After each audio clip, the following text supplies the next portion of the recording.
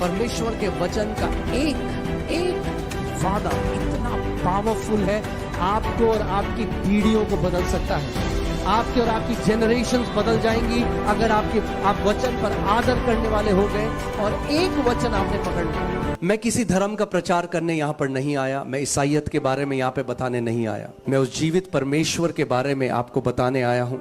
वचन कहता है, स्वर्ग के नीचे और पृथ्वी के ऊपर और कोई नाम नहीं दिया गया जिसके द्वारा मानव जाति उद्धार पा सके। केवल एक नाम है, और वो कौन सा नाम है रांची? प्रभु यीशु मसीह का नाम। और जब आपने सुसमाचार को सुना, आपने यीशु को जाना, आपने उस पर विश्वास किया, मगर इतना काफी नहीं है। कई ऐसे मसीह हैं, आप देखेंगे कि उनके जीवन में जय का कोई सबूत नहीं है। प्रभु यीशु मसीह हमें एक हारा हुआ जीवन देने के लिए नहीं आया। जब तक मैं धर्म में था, जब तक मैं ईसाइयत के अंदर फंसा हुआ था, तब तक मुझे भी ऐसा ही लगता था कि सब कुछ परमेश्वर नियंत्रण कर रहा है और हम केवल एक चीज कर सकते हैं कि उसके सामने गिड़गिड़ा सकते हैं, उसके सामने भीख मांग सकते हैं। और हम जो उपवास और प्रार्थना करते हैं, और यदि कभी उसको दया आ जाए हमारी परिस्थिति को देखकर, शायद वो कभी अगर हमारे आंसुओं को स्मरण करे तो शायद थोड़ी सी दया हमारे ऊपर वो कर दे। मगर ऐसा मैं इसलिए सोचता था क्योंकि मुझे वचन का ज्ञान नहीं था, उसका प्रकाशन नहीं था। परमेश्वर का वचन होशे 4:6 में कहता है, मेरी प्रजा यानी मेरे लोग मेरे वचन ना का ज्ञान ना होने के कारण नाश हो गए, क्योंकि उन्हें मेरा वचन का ज्ञान नहीं, इसीलिए मेरे लोग आज नाश हो रहे हैं। उसका वचन ये नहीं कहता कि मेरे लोग इसलिए नाश हो रहे हैं क्योंकि शैतान बहुत सामर्थी है। वो कहता है एक कारण है कि मेरी प्रजा मेरे लोग नाश हो जाते हैं क्योंकि उन्हें मेरा ज्ञान नहीं है। तो अगर परमेश्वर का ज्ञान ना होने से उसके लोग नाश हो जाते हैं, तो फिर क्या होगा अगर उसके लोग उसका ज्ञान पालें? क्या होगा अगर उसके लोग उसका प्रकाशन पालें? तो फिर यह होगा कि उसके लोग नाश नहीं होंगे, उसके लोग एक दीर्घायु जिएंगे, उसके लोग एक जय का जीवन जिएंगे। क्योंकि पहले मुझे भी यही लगता था, सॉवरेनिटी ऑफ गॉड की जो टीचिंग है कि परमेश्वर सॉवरेन है, यानी वो करता है सब कुछ का, जो वो करना चाहे उसकी मर्जी के बिना एक पत्ता भी नहीं हिलता। मगर वचन हमें ये शिक्षा नहीं देता। अगर परमेश्वर की सिद्ध इच्छा इस पृथ्वी पर पूरी होती तो प्रभु यीशु मसीह कभी भी हमें ऐसी प्रार्थना करने को नहीं कहता, हे पिता तेरी इच्छा जैसे स्वर्ग में पूरी होती है वैसे ही तेरी इच्छा पृथ्वी पे भी हो। यानी पृथ्वी पे उसकी इच्छा नहीं होती, उसकी संपूर्ण और सिद्ध इच्छा स्वर्ग में पूरी होती है। भजन संहिता 115 उसकी 16वीं आयत में लिखा है, स्वर्ग तो यहोवा का है मगर पृथ्वी उसने मनुष्यों को और उनकी संतानों को दी है। अगर आप देखना चाहते हो कि परमेश्वर की सिद्ध इच्छा क्या है, तो वो स्वर्ग में पूरी होती है। स्वर्ग में कोई कैंसर नहीं है, तो परमेश्वर की इच्छा में कैंसर नहीं है। स्वर्ग में कोई गरीबी नहीं है, तो परमेश्वर की इच्छा में गरीबी नहीं है। स्वर्ग में कोई मृत्यु नहीं है, तो परमेश्वर की इच्छा में कोई मृत्यु नहीं है। स्वर्ग में डिप्रेशन नहीं है। और प्रभु यीशु मसीह ने हमें यह सिखाया कि तुम ऐसे प्रार्थना करो कि जैसे स्वर्ग में उसकी इच्छा पूरी होती है वैसे पृथ्वी में भी हो, वैसे तुम्हारे जीवनों में भी हो। तो मैं आपसे आज एक सवाल पूछता हूं, अगर जैसे उस परमेश्वर की इच्छा स्वर्ग में पूरी होती है, अगर उसकी इच्छा आपके जीवन में होने लग जाए तो आपका जीवन कैसा होगा? अगर परमेश्वर की सिद्ध इच्छा आपके जीवन में हो तो आपका जीवन कैसे होगा? आपके बच्चों का जीवन कैसा होगा? अगर आपका बच्चा बीमारी में है, यह उस पिता की इच्छा नहीं। अगर आप कर्जों में हैं, डिप्रेशन में हैं, परेशानियों में हैं, तो यह आपके पिता की इच्छा नहीं है। यीशु ने कहा, चोर तो इसलिए आता है कि चोरी करे, नाश करे और घात करे। और वो शैतान के विषय में यह बात कह रहा था, मगर मैं इसलिए आया कि तुम जीवन पाओ और बहुत आयत का जीवन पाओ। सो यीशु को जानना, यीशु को मानना, बोलो यीशु को मानना। आपकी आवाज नहीं आ रही मुझे, जोर से बोलो यीशु को मानना। हाँ, यीशु को मानते आप सारे हो, मगर जानते कम लोग। मानना यीशु को और जानना यीशु को, दोनों दो अलग अलग चीज है। आप यीशु मसीह को मान सकते हो आपका मुक्तिदाता, मगर क्या आप उसको जानते हो? उसको जानना बहुत जरूरी है। उसके चेले उसके साथ चला फिरा करते थे, मगर उसको नहीं जानते थे। फिलिप्पुस ने उससे कहा, यीशु तू हमें पिता को दिखा दे तो हम मान जाएंगे।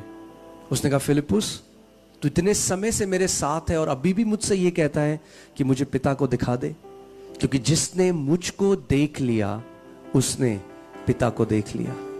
तो अगर आपको सच में जानना है कि परमेश्वर कैसा है, उसका स्वभाव कैसा है, तो आपको यीशु को देखना पड़ेगा, क्योंकि प्रभु यीशु मसीह ही प्रकट करता है कि स्वर्गीय पिता कैसा है।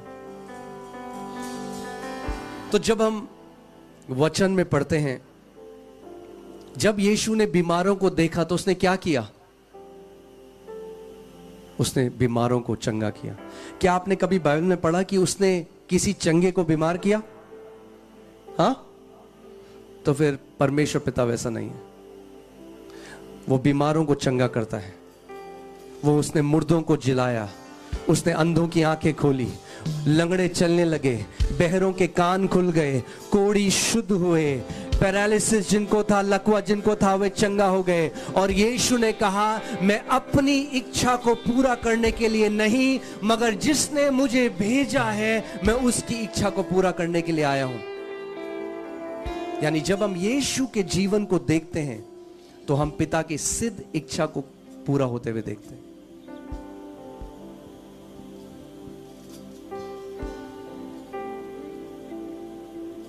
आज अच्छा है, ये 4 दिन की सभा है और भी बीच बीच में मीटिंग होती रही और होती रहेंगी, मगर अगर आप केवल एक मीटिंग से दूसरी मीटिंग में भागेंगे तो आप कभी उस परिपूर्णता, उस सिद्धता तक नहीं पहुंच पाएंगे। इन मीटिंग्स को करने का एक उद्देश्य है, और अगर वो उद्देश्य पूरा ना हो तो केवल भीड़ का एक जगह में आने का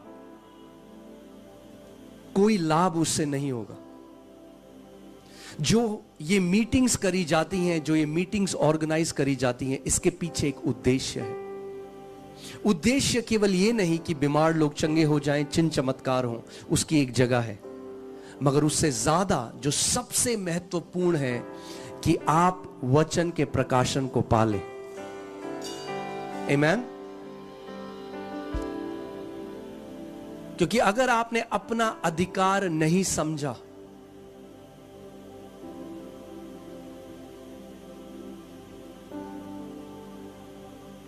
अब ये सोचिए, कुछ बच्चे हैं जो स्विमिंग क्लासेस लेने गए, हाँ, तैरना सीखना चाहते हैं, तो एक कोच के पास गए सीखने के लिए, और उसने वो उन्हें सिखा रहा है कैसे, मगर वो खुद नहीं तैर रहे, खुद प्रैक्टिस नहीं कर रहे। तो कोच के तैरना काफी नहीं है जब तक सारे बच्चे तैरना ना लग जाएं। ये जो 5 फोल्ड सेवकाइयां हैं, जो apostle, profit, pastor, evangelist, teacher, ये जो 5 सेवकाई परमेश्वर ने अपनी देह में रखी हैं, वो इसीलिए रखी हैं कि हर एक बेटा और बेटी परिपक्व हो जाए और वो स्वयं महान कामों को कर सके। आज मैं चाहता हूं कि आप वचन बहुत ध्यान धर कर सुने, क्योंकि अगर आप वचन को समझ गए, उसके भूख आपके अंदर आ गई, वचन की भूख, तो आप एक हारा हुआ जीवन नहीं जी सकते। अगर वचन का प्रकाशन आपके अंदर आ गया तो शैतान फिर आपको बांध नहीं सकता। आप एक जयवंत योद्धा की तरह अपने जीवन को जिएंगे। पास्टर सामर्थ एक बार यूहन्ना 8:30 से 32 आप पढ़ दें। आपको ध्यान धरकर सुनना है वचन। वह ये बातें कह ही रहा था कि बहुतों ने उस पर विश्वास किया। वह ये बातें कह ही रहा था कि बहुत लोगों ने उस पर क्या किया?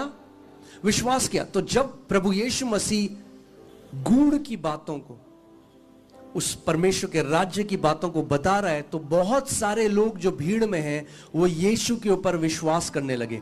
जब कोई व्यक्ति यीशु के ऊपर विश्वास करता है तो वो क्या बन जाता है? विश्वासी। तो ये लोग विश्वासी हैं क्योंकि इन्होंने यीशु पर विश्वास करना शुरू कर दिया। आगे, तब यीशु ने उन यहूदियों से जिन्होंने उस पर विश्वास किया था कहा। अब ध्यान से सुनिए। अब ये जो यहूदी थे, देखिए, हम अलग अलग कुल जाति से, अलग अलग भाषा से आए, परमेश्वर ने हमें चुना है। प्रकाशित वाक्य में लिखा है कि परमेश्वर ने अलग अलग कुल, अलग अलग भाषा, अलग अलग जाति से हम लोगों को मोल लेकर छुड़ाया है, अपने पास बुलाया है। तो ऐसे ये जो यहूदी लोग थे जिन्होंने यीशु पर विश्वास करने लगे, वो अब वो विश्वासी बन गए, मगर उनको एक इंस्ट्रक्शन, एक निर्देश प्रभु यीशु मसीह दे रहा है। यदि तुम मेरे वचन में बने रहोगे, यदि तुम मेरे वचन में बने रहोगे, तो सचमुच मेरे चेले ठहरोगे। तो सचमुच मेरे चेले ठहरोगे। तुम सत्य को जानोगे, तुम सत्य को जानोगे, और सत्य तुम्हें स्वतंत्र करेगा। यानी वे स्वतंत्र नहीं थे।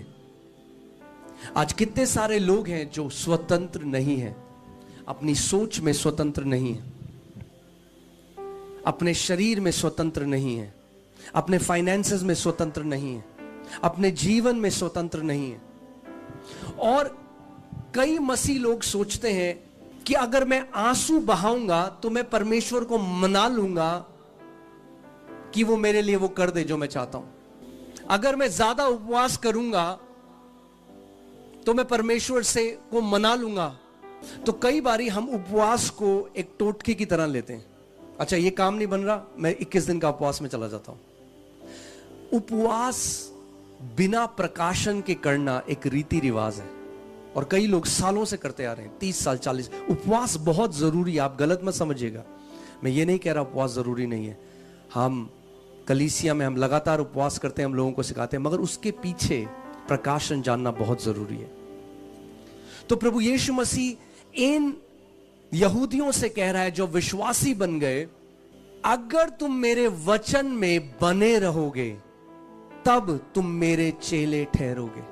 ये विश्वासी है, यानी जो कोई यीशु पर आज विश्वास कर लेता है वो विश्वासी है, मगर चेला वही है जो उसके वचन में बना रहता है।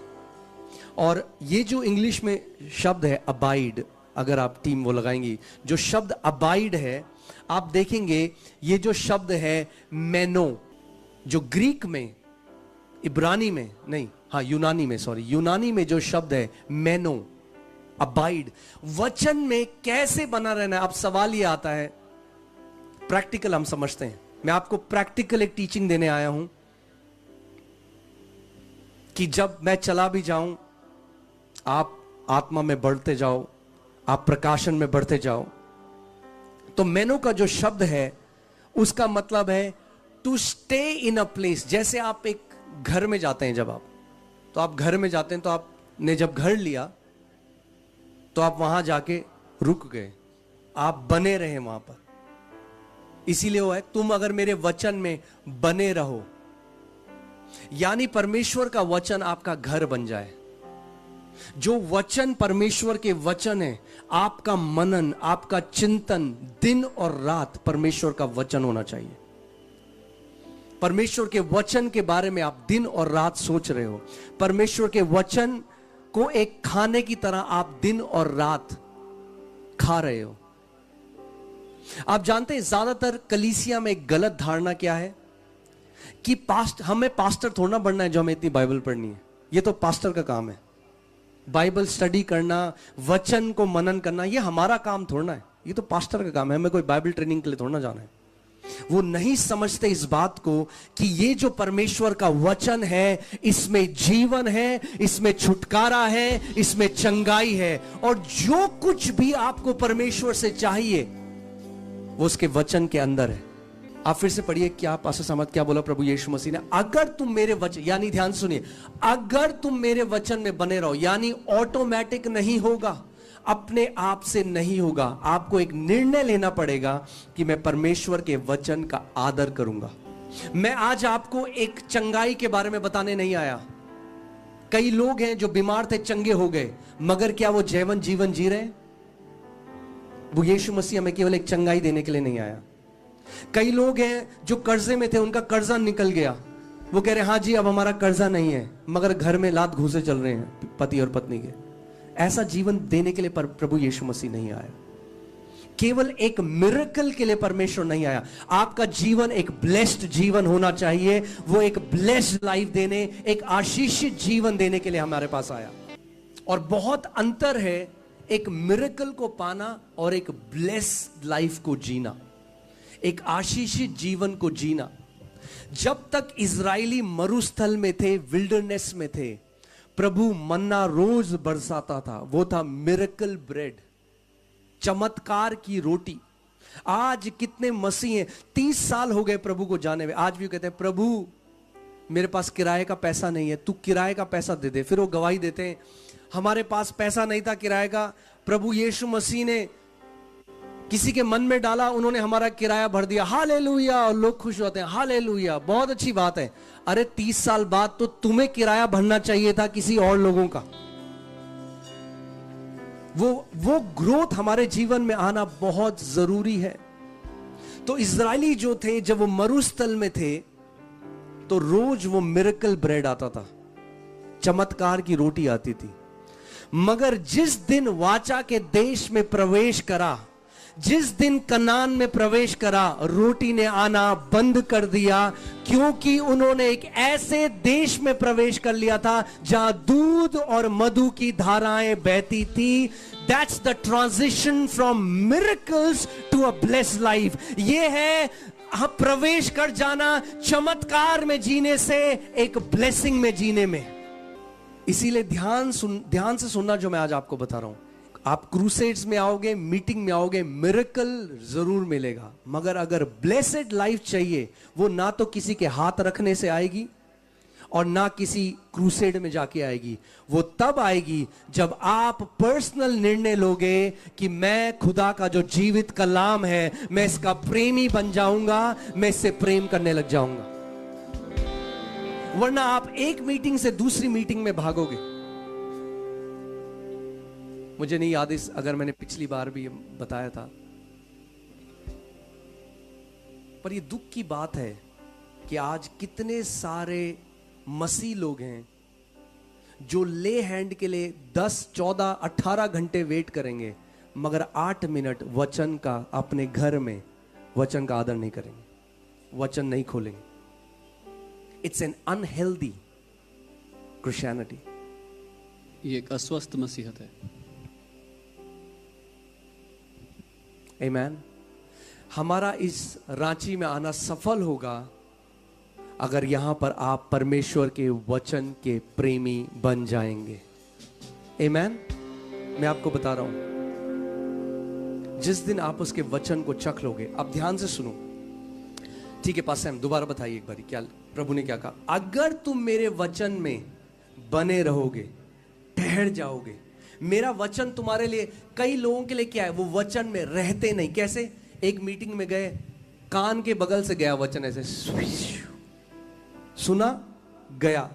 घर गए, आप पूछोगे क्या बताया आज? हाँ वो तो पता नहीं, बहुत मजा आया, उन्होंने गाना गाया, यीशु घराने का वारिस हूं मैं। हाँ वो तो अच्छा है, मगर वचन क्या था वो नहीं पता। क्या हुआ? वचन रॉकेट की तरह निकल गया कान के बगल से।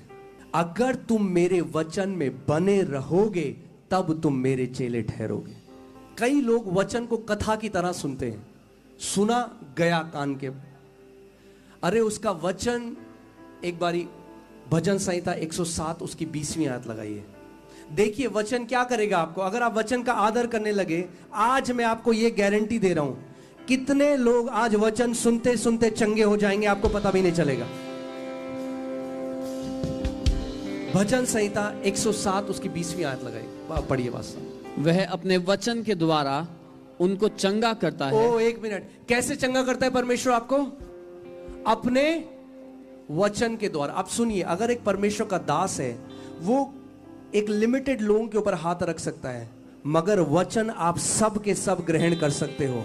और परमेश्वर जो अपने वचन को भेजता है, उस वचन के अंदर चंगाई है। आमीन। हमेशा एक बात याद रखना, देखिए जो मैं कह रहा हूं, प्रेयर की एक जगह है, ले हैंड की एक जगह है, मगर वचन की जगह सबसे ऊपर है। उसका वचन कहता है उसने अपने नाम से भी ऊंचा अपने वचन को किया है। अगर परमेश्वर अपने वचन का इतना आदर करता है तो आपको और मुझे उसके वचन का कितना ज्यादा आदर करना है। अगर तुम मेरे वचन में बने रहो, यानी जो वचन परमेश्वर आपको भेजता है उसको पकड़ लो, उसमें बने रहो, अपना टेंट गाड़ दो वहां पे। ये मेरा वचन है, ये मेरा खाना है सुबह और शाम। सोते हुए परमेश्वर का वचन, आधी रात को आपकी नींद खुली परमेश्वर का वचन, सुबह उठे परमेश्वर का वचन, ऑफिस जा रहे हो परमेश्वर का वचन बोल रहे हो, ऑफिस से आ रहे हो परमेश्वर का वचन बोल रहे हो। आगे आगे बताइए क्या होगा फिर? अगर हम परमेश्वर के वचन में बने रहे तो यीशु ने कहा कुछ होगा हमारे साथ। उसने कहा स्वर्ग और पृथ्वी टल जाएगा, मगर मेरे वचन, मेरे मुख से निकले हुए वचन का एक बिंदु किसी रीति से ना टलेगा। तो अगर यीशु हमें कुछ बात बताते हैं, आप अपना जीवन, you can bet your life on it, मतलब आप पूरी तरीके से खड़े हो सकते हो उसमें। ठीक है, तुम सत्य को जानोगे, तुम सत्य को जानोगे और सत्य तुम्हें स्वतंत्र करेगा। अब एक बात सुनिए, कई लोग प्रार्थना करें, यीशु हमें छुटकारा दे, यीशु यीशु हमें छुड़ा ले। वो रो रहे हैं, यीशु हमें छुड़ा ले। यीशु आपको कैसे छुड़ाएगा? वैसे ही छुड़ाएगा जैसे उसने कहा मैं छुड़ाऊंगा। आप कितना भी गिड़गिड़ाओ, उसने आपको बताया वो आपको कैसे छुड़ाएगा। मैं तुम्हें सत्य बताऊंगा, सत्य तुम्हें हर एक बंधुआई से आजाद करेगा। यानी अगर कोई बीमारी में है, उसको क्या सुनना है? सत्य परमेश्वर के वचन का। अगर कोई एडिक्शंस में है, पाप की लतों में फंसा हुआ है, शराब की आदत में फंसा हुआ है, उसको क्या सुनना है? परमेश्वर के वचन का सत्य। अगर कोई डिप्रेशन में है, उसको क्या सुनना है? परमेश्वर के वचन का सत्य। हमारा जीवन बदल जाएगा अगर हमारा ये कहना कि मेरे लिए प्रार्थना करो बदल जाए, मुझे सत्य जानना है। क्योंकि कई ऐसे मसीह हैं, वो उन्होंने किसी मिनिस्ट्री को नहीं छोड़ा इंडिया में, सब जगह प्रेयर रिक्वेस्ट भेज दी। सुबह से शाम तक वो बैठते हैं डर डर डर, इस मिनिस्ट्री को सुबह से शाम तक, मगर सत्य को नहीं पहचानते, न सत्य को जानते हैं, क्योंकि उन्होंने समय व्यतीत नहीं किया सत्य को जानने में। जिस सत्य को तुम जानोगे, वो सत्य तुम्हें हर एक बंधुआई से आजाद कर देगा। बीमारी एक बंधुआई है, गरीबी एक बंधुआई है, डिप्रेशन एक बंधुआई है, घर में कलेश होना एक बंधुआई है। ये सारी बंधुआई है। मगर अगर मैं यीशु के सामने केवल गिड़गिड़ाऊं, यीशु मुझे आजाद कर दे, यीशु मुझे आजाद कर दे, वो कैसे आजाद करेगा आपको? बिल्कुल वैसे ही करेगा जैसे उसने कहा वो आपको आजाद करेगा। मैं तुम्हें सत्य बताऊंगा और सत्य तुम्हें हर एक बंधुआई से आजाद करेगा। यानी अगर आप अपना काम करो तो प्रभु अपना काम करेगा, अगर आप अपना पार्ट करो तो वो अपना पार्ट करेगा। हमारा पार्ट क्या है? हमारा हिस्सा यह है, उसने कहा तुम सत्य को जानो।